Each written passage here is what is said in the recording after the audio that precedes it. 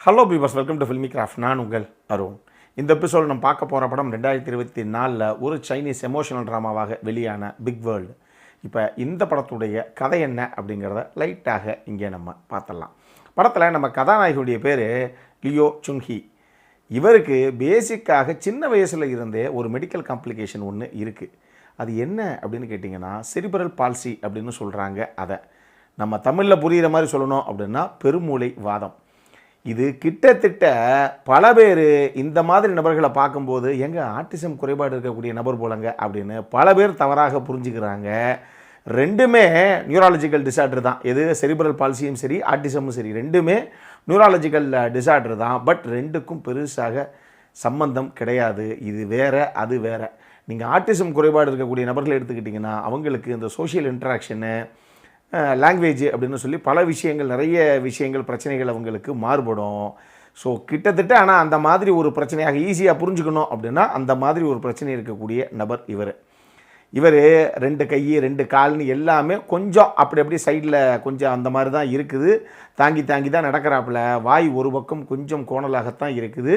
இவர் லைஃப்பை இப்படி தான் சின்ன வயசுலேருந்து லீட் பண்ணிக்கிட்டு இருக்காரு. இதனாலேயே பல பேர் இவரை கேலி செய்கிறது, பல பேர் இவரை ஒதுக்கி வைக்கிறது அப்படின்னு சொல்லி பல விஷயங்களை சின்ன வயசுலேருந்தே கடந்தே வந்துட்டார் இவருக்கு உலகமே இவருடைய பாட்டி மட்டும்தான். பாட்டியை பார்த்துட்டோம் அப்படின்னா மிகப்பெரிய சந்தோஷம் இவருக்கு. அந்த பாட்டி இருக்குதே, அந்த அம்மா அடேங்கப்பா சண்டைன்னு வந்துருச்சுன்னா ஊரை கூட்டிடும். அந்த அம்மா ஜெயிக்காத சண்டை கிடையாது, கிழிக்காத சட்டை கிடையாது. அவ்வளோ பெரிய ஆள் அந்த அம்மா. ஆனால் பேரன் அப்படின்னா மொத்த உலகத்தையும் தூக்கி போட்டுட்டு என் பேரன் தான் வாழ்க்கை அப்படின்னு நிற்கக்கூடிய ஒரு பாட்டி. அந்த பாட்டிக்கு சின்ன வயசுலேயே பல பிரச்சனைகளில் இருந்து இப்படியே சந்தித்து இப்படியே தான் நம்ம பேரனுடைய வாழ்க்கை இருக்குது. அவனும் நாளைக்கு நல்லா படித்து பெரிய ஆள் ஆகணும், ஒரு யூனிவர்சிட்டியில் போய் ஒரு பெரிய கிராஜுவேஷன் பண்ணி டிகிரிலாம் வாங்கணும் அப்படிங்கிற ஒரு பெரிய ஆசை ஒன்று இருக்குது. ஆனால் நம்ம கதாநாயகனுடைய குடும்ப சூழ்நிலையும் அந்தளவுக்கு பெருசாக கிடையாது. செலவழித்து படிக்கிறது அப்படி இப்படின்லாம் எதுவும் இவருக்கு கிடையாது. இவருக்கு ஒரு அம்மா ஒருத்தவங்க இருக்காங்க அந்த லெவலில் தான் இருக்கிறாங்க. இவரும் பாட்டியும் தான் மொத்தமாகவே இருக்குது இந்த படம் ஃபுல்லாக கூட. இப்போ கடைசியாக தன்னுடைய பாட்டியுடைய கனவை நிறைவேற்றணும் அப்படிங்கிறதுக்காக கதாநாயகன் ஆசைப்படுறாப்புல. ஆனால் இவர் ஆசைப்பட்டால் போதுமா? இவருடைய உடல்நிலைமையாகட்டும், இவருடைய மெடிக்கல் கண்டிஷன் ஆகட்டும், இதெல்லாம் வச்சுக்கிட்டு இதை சாத்தியப்படுத்தினாரா நம்ம கதாநாயகன் அப்படிங்கிறது தான் இந்த படத்துடைய மொத்த கதையை. இந்த படத்தை பொறுத்தளவுக்கு முதல்ல குறிப்பிட வேண்டிய விஷயம், ஜாக்சன் யி அப்படிங்கிற ஒரு நபர் தான் இந்த படத்தில் கதாநாயகனாக பண்ணியிருக்காரு. என்ன மாதிரி ஒரு பர்ஃபார்மன்ஸுங்கிறீங்க. உண்மையாகவே அவர் யார் அப்படின்னு தெரிஞ்சுக்கிறதுக்கு முன்னாடி வெறும் படத்தை மட்டும் பார்த்தீங்க அப்படின்னா இவர் உண்மையாகவே பாவம் இந்த மாதிரி ஒரு டிஃப்ரெண்ட்லி ஏபிள்டு பர்சன் தான் போலங்க அப்படிங்கிற மாதிரி ஒரு ஃபீல் தான் வரும். ஒரு செகண்ட் கூட அந்த கதாபாத்திரத்துலேருந்து வெளியே போயிருக்க மாட்டாப்புல. சீனுக்கு சீன், ஃப்ரேமுக்கு ஃப்ரேம் அவருடைய நடை, உடை, பாவனை, அவர் கையாட்டுறதுலேருந்து, காலை ஊனி நடக்கிறதுலேருந்து, அவர் அந்த வாயை கோணிச்சிக்கிட்டு தான் பேச தடுமாறுற ஒரு தருணங்கள் இருந்துன்னு படம் நெடுகளும் அந்த கதாபாத்திரமாகவே நின்றுப்பாப்பில். ஆனால் நம்ம பெரிய பாப் சிங்கர், சைனீஸில் இருக்கக்கூடிய பெரிய பேண்டில், நம்ம பிடிஎஸ் இருக்குல்ல கொரியாவில், அந்த மாதிரி ஒரு பாய்ஸ் பேண்டில் இருந்த ஒரு நபர், நல்ல சிங்கரு, மியூசிஷியனு, இப்போ ஹீரோவாகவும் பல படம் பண்ணிட்டாப்புல. அப்படி ஒரு பெர்ஃபார்மன்ஸு, அட்டகாசமான ஒரு பெர்ஃபார்மன்ஸை கொடுத்துருப்பார் அவர். அதுவும் இவர் டீச்சராக கிளாஸ் எடுக்கிறேன்னு சொல்லி ஒரு இடத்துக்கு போயிருப்பாப்புல.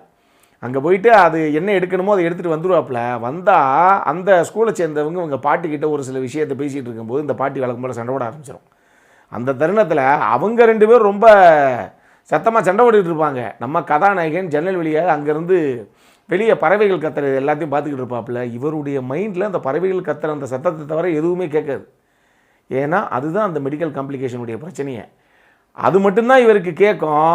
அந்த மாதிரி ஒரு விஷயத்தை ஹேண்டில் பண்ண அந்த ஒரு சீன் ஆகட்டும், இவர் சாக்லேட்ஸாக வாய் நிறைய எடுத்து அமுக்குவாப்பில் ஒரு பின்னாடி ஒரு காட்சியில். அது என்னன்னு நீங்கள் பார்த்தே தெரிஞ்சுக்கங்க, நான் எதுவும் ஸ்பாய்லர் கொடுக்க விரும்பல. அந்த சீன் ஆகட்டும், ட்ரம்ஸ் வாசிக்கிறதுக்கு இவர் நல்லா வாசிப்பாரா, அப்போ அவர் வாசிப்பாரா அப்படின்னு சொல்லி 2 பேத்துக்குள்ள ஒரு போட்டியெல்லாம் நடக்கும் ஒரு சீனு. இதுவாகட்டும்னு சொல்லி பல காட்சிகளில் அந்தளவுக்கு அட்டகாசம் பண்ணியிருந்தாப்பில் இன் டேர்ம்ஸ் ஆஃப் பர்ஃபார்மன்ஸு. நம்ம கதாநாயகன் டயானா லின் ரொம்ப ஃபேமஸான ஒரு ஆக்ட்ரஸ்ஸு. அவங்க தான் இதில் பாட்டியாக பண்ணியிருக்காங்க. நம்ம கதாநாயகனுக்கு அவங்களும் செம்மையாக பண்ணியிருந்தாங்க. பல இடங்களில் அந்த கதாபாத்திரத்தை பார்க்கும்போது, டயானா லின்னை பார்க்கும்போது, இந்த டிஃப்ரெண்ட்லி ஏபிள்டு பர்சன்ஸோட இந்த அளவுக்கு ஒரு பியோர் ஹார்ட் இருக்கக்கூடிய ஒரு சோல் இல்லைன்னா அவங்க லைஃப்லாம் பெரிய கொஸ்டின் மார்க் ஆயிரும் இல்லைங்க அப்படிங்கிற ஒரு கேள்விக்குறி நம்மளுடைய மைண்டில் வரத்தான் செய்யுது. அப்படி அந்த கதாபாத்திரத்தை இவங்க பண்ணியிருப்பாங்க பாட்டியாக. செம்மையான ஒரு பர்ஃபார்மன்ஸு அவங்கக்கிட்ட இருந்து. இந்த படத்தில் சீனாக பார்க்கும்போது இவர் ஒரு ரெஸ்டாரண்ட் மாதிரி ஒரு கஃபே ஷாப் மாதிரி இருக்கக்கூடிய ஒரு இடத்துல வேலை கேட்டு போயிருப்பாப்புல. அந்த சீன் ஒரு செமையான சீனு. அது டயலாக் ஆகட்டும், அது மேக்கிங் ஆகட்டும், அந்த சீனில் ஹீரோவுடைய பர்ஃபார்மன்ஸ் ஆகட்டும், எல்லாமே அட்டகாசப்படுத்தியிருப்பாங்க.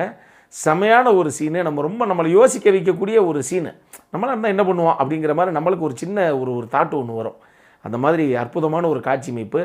படத்துடைய சினிமோட்டோகிராஃபி தாறுமாறாக இருக்கும். ஏஷியன் ஃபிலிம்ஸில் சினிமோட்டோகிராஃபிலாம் பேசவே முடியாது, பளிச்சுன்னு எடுப்பாங்க.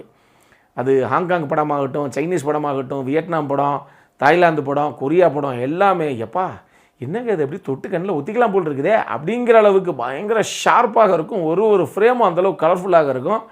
ஏஷியன் ஃபிலிம்ஸ் எல்லாமே அந்தளவுக்கு சூப்பராக இருக்கும். படத்தில் ஒரு என்ன சொல்கிறது, மியூசிக்காக அந்த ஆஸ்பெக்ட்லேயுமே பல தருணங்கள் மனசை வருடக்கூடிய அந்த மாதிரி தருணங்கள் நிறைய இருக்குது. மியூசிக் டைரக்டர் பேக்ரவுண்ட் ஸ்கோரிங்கெல்லாம் அட்டகாசமாக பண்ணியிருக்காப்புல. படத்துடைய என் கிரெடிட்டில் ஒரு பாட்டு ஒன்று வரும். அந்த பாட்டும் சூப்பரான ஒரு நம்பர். அந்த பாட்டு முடிஞ்சதுன்னா அதையும் பார்த்துக்கோங்க. அதுக்கப்புறம் பின்னாடி ஒரு சின்ன சீன் ஒன்று வரும், அதையும் பார்க்கணும் அப்படின்னா பாருங்கள். டெக்னிக்கலி என்ன தேவையோ அது இந்த கதைக்குள்ளே இருந்தது. என்கிட்ட கேட்டிங்கன்னா இந்த படம் ஒரு டெட் ஸ்லோ ட்ராமா தான். அதை மைண்டில் வச்சுக்கோங்க. நல்ல world class drama, slow burning dramas பார்க்கக்கூடிய நபர்களாக நீங்கள் இருந்தீங்க அப்படின்னா உங்களுக்கு தான் இந்த படம். இந்த படம் பார்க்கும்போது தமிழ்லையே கூட நம்ம மம்முக்கா நடித்து சாதனாலாம் நடித்த ஒரு படம் ஒன்று வந்தது, பேரன்புன்னு. நம்ம ராம் இயக்குன ஒரு படம் அது. அந்த படம் உங்களுக்கு பிடிக்கும் அப்படின்னா இந்த படம் பிடிக்கிறதுக்கான வாய்ப்புகள் நிறைய இருக்குது. கிட்டத்தட்ட அந்த மாதிரி இன்னொரு அற்புதமான படம் தான் இது. ஸோ அந்த அளவுக்கு எக்ஸ்பெக்டேஷனோட ஐயோ பேரன்பா ஐயோ நமக்கெல்லாம் வேலைக்கு ஆகலைங்க அப்படின்னா தயவு செஞ்சு இந்த படத்தையும் தவிர்த்துருங்க. அது உங்களுக்கு ரொம்ப பிடிச்சிருந்ததுன்னா இந்த படம் தாராளமாக நீங்கள் பார்க்கக்கூடிய ஒரு நல்ல படம் தான் அப்படின்னு தான் நான் சொல்லுவேன். அடல்காரண்டை பொறுத்தளவுக்கு பெருசாக கிடையாது. ப்ரொஃபானிட்டி இஷ்யூஸில் ஒரு சில விஷயங்கள் இருக்குது. ஒரு சில விஷயங்கள் பேசுனதில் உள்ளே இருக்குது. 2 கேரக்டர்ஸ் உள்ளே பேசும்போது என்ன இதை பற்றி எதுக்கு பேசிச்சு அப்படிங்கிற மாதிரி ஒரு சில விஷயங்கள் இருக்குது. பட் இருந்தாலும் என்கிட்ட கேட்டிங்கன்னா செக்ஷுவலாக இந்த போர்ட்ரேயில் இப்படிலாம் எதுவும் கிடையாது. பார்க்கணும் அப்படிங்கிறவங்க தாராளமாக ஃபேமிலியோட பார்க்கணுன்னா பார்க்கலாம். இந்த படத்தில் இன்னொரு சூப்பர் மேட்டர் என்ன அப்படின்னா இதனுடைய லிங்க்கை நான் கீழே டிஸ்கிரிப்ஷனில் விடுறேன். ஸோ உங்களுக்கு லிங்க்கை தேடித்தான் பார்க்கணும், சூப்பர் பிரிண்ட்டு பக்கா பிரிண்ட்டு வேணும் அப்படிங்கிறவங்க லிங்க்கை தேடி பிடிச்சி கூட நீங்கள் பார்த்துக்கோங்க. நமக்கு படம் பார்த்தா போதும் சார், ஓரளவுக்கு நீட்டாக இருந்ததுன்னா போதும், மொபைலில் பார்க்குறதுக்கு நல்ல கிளாரிட்டியாக நீட்டாக இருந்தால் போதும் அப்படின்னா நீங்கள் இந்த பிரிண்ட்டே பார்க்கணும் அப்படின்னா கூட பார்க்கலாம். யூடியூப்பில் அவைலபிளாக இருக்குது. நான் உங்களுக்கு லிங்க்கை கீழே டிஸ்கிரிப்ஷனில் விட்டுருக்கேன். அப்புறம் என்ன, இதே மாதிரி இன்னொரு வீடியோவோட அடுத்த முறை உங்களை சந்திக்கிற வரைக்கும் இட்ஸ் அருண் சைனிங் ஆஃப்.